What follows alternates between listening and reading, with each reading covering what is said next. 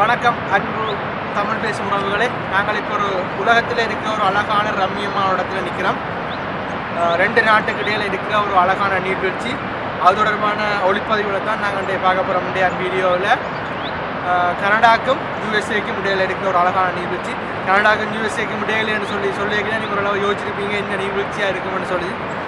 அதான் நயகரா நீர்வீழ்ச்சி. அந்த நீர்வீழ்ச்சி தான் போகிறோம். வாங்க என்ன மாதிரி இருக்கிற விஷயத்தை உள்ள போய் பார்க்கலாம்.